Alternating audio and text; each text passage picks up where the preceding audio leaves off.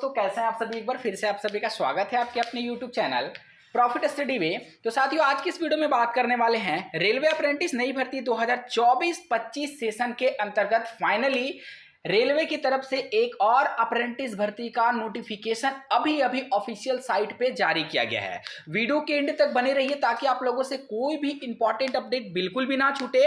और इसमें देखेंगे कि आपका कौन कौन से ट्रेड वाले कैंडिडेट फॉर्म भर सकते हैं, कब से ऑनलाइन अप्लाई शुरू होगा और लास्ट डेट इसका क्या है, कौन कौन से जो एज लिमिट है उसमें क्या रहेगा और इसके बाद कौन कौन से कैटेगरी वाले को कितना पेमेंट करना है, सारा डिटेल आज की इस वीडियो में कवर करने वाले हैं। तो चलिए वीडियो की शुरुआत करते हैं। इससे पहले जितने कैंडिडेट चैनल पे फर्स्ट टाइम है सब्सक्राइब नहीं किए, रेलवे की पल पल की अपडेट के लिए फटाफट करके चैनल को सब्सक्राइब कर दीजिएगा। और इसके साथ साथ डिस्क्रिप्शन में आपको टेलीग्राम ग्रुप, व्हाट्सएप ग्रुप का लिंक मिलेगा, जरूर ज्वाइन कर लीजिएगा। हर तरह का लेटेस्ट इंपॉर्टेंट अपडेट कंटिन्यू वहां पे देखने को मिलते रहते हैं। साथियों, फाइनली हम आ गए हैं ऑफिशियल नोटिफिकेशन पे और ये आपका रेलवे अप्रेंटिस का भर्ती निकाला गया है।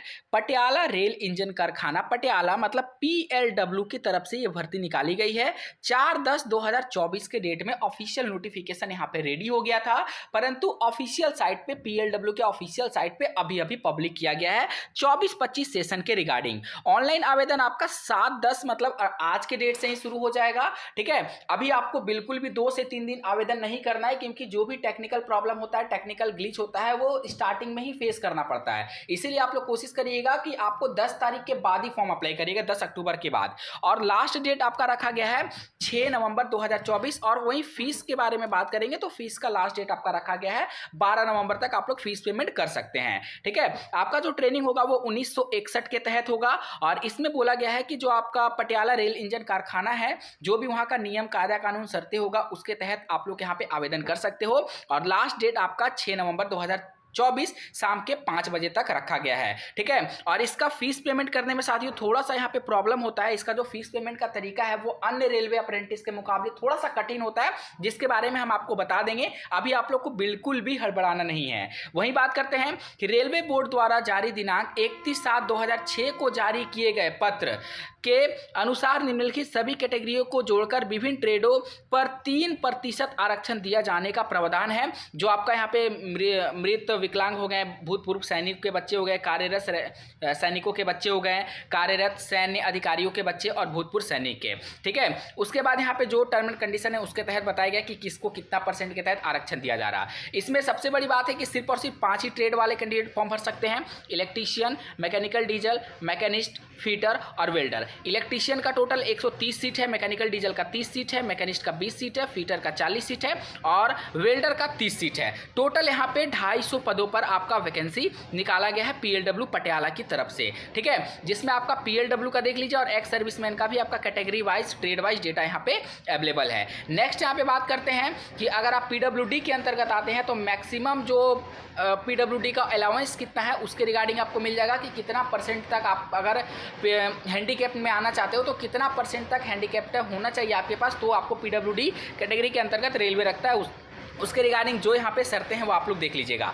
अब यहाँ पे बात करते हैं, अब बात करते हैं क्वालिफिकेशन का। तो देखिए, अगर यहाँ पे इलेक्ट्रीशियन ट्रेड से आप फॉर्म भरोगे तो आपका 10th+2 शिक्षा पद्धति के अंतर्गत विज्ञान और गणित विषय के साथ कम से कम 50% आपके पास अंक होना चाहिए। मतलब 10th में अगर आपका 50% नंबर है तो ही आप फॉर्म भर सकते हो। ठीक है, और इसके साथ ITI आपको कंपलसरी चाहिए। सेम मैकेनिकल डीजल में भी वही बोला गया कि 10वीं में आपका 50% नंबर और मैकेनिकल डीजल से ITI पास। मशीनिस्ट में भी आपका 10वीं में 50% नंबर होना चाहिए और मशीनिस्ट से ITI पास होना चाहिए। फीटर में भी आपका 10th में 50% कम से कम होना चाहिए, ITI पास होना चाहिए। और वेल्डर जिसमें गैस इलेक्ट्रिक दोनों आते हैं, इसमें 8वीं वाले भी कैंडिडेट फॉर्म भर सकते हैं। तो इस बार से यहाँ पे नया नियम को अपनाया गया है। 8वीं वाले बच्चों के लिए अच्छा अवसर यहाँ पे दिया जा रहा है। और इसमें बोला गया है कि वेल्डर ट्रेड में ITI पास होना चाहिए। ठीक है, अगर आपके पास मान लीजिए 10वीं में अंक कम है तो आप यहाँ पे 8 क्लास के आधार पे भी आप अपना फॉर्म भर सकते हो। ठीक है साथियों, जो उम्र है वो आपका 7 अक्टूबर 2024 के डेट से काउंट किया जाएगा।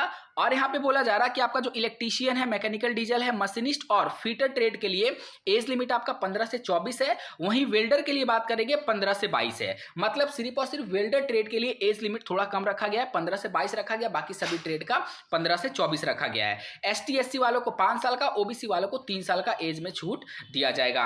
अब यहाँ पे बात करते हैं प्रोसेसिंग फीस, तो आपको 100 रुपीज का प्रोसेसिंग फीस लगेगा और जो भी वहां पे गेटवे का चार्ज होगा वो आपको अलग से लगेगा। ये सिर्फ यूआर, ओबीसी और ईडब्ल्यूएस के लिए। बाकी अगर आप पीडब्ल्यूडी है, फीमेल है, तो आपको यहाँ पे कोई भी फीस देने की आवश्यकता नहीं है। ठीक है। आवेदन के लिए सिर्फ और सिर्फ एनसीबीटी वाले कैंडिडेट ही फॉर्म भर सकते हैं।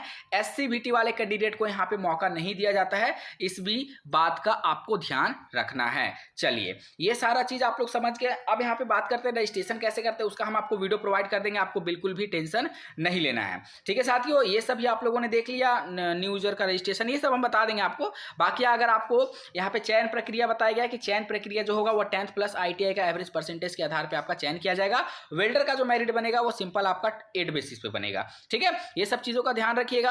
और यहाँ पे आपका स्टाइपेंड भी बता दिया गया कि फर्स्ट ईयर में आपको 7700 मिलेगा जो 1 साल का ट्रेड होगा उसको, और यहाँ पे सेकंड ईयर में आपको 7700 मिलेगा। यहाँ पे कौन कौन सा ट्रेड है उसमें आपको बता दिया गया है सारी चीजों को। ठीक है ना। चलिए और आगे बढ़ते हैं।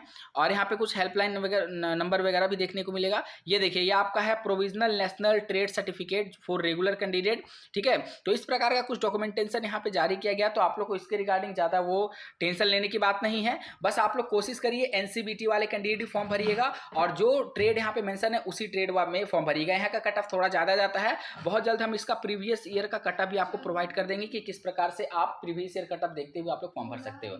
आज के लिए इतना ही, फिर से मिलेंगे आपसे नई भर्ती नई जानकारी के साथ। तब तक के लिए जय हिंद, जय भारत।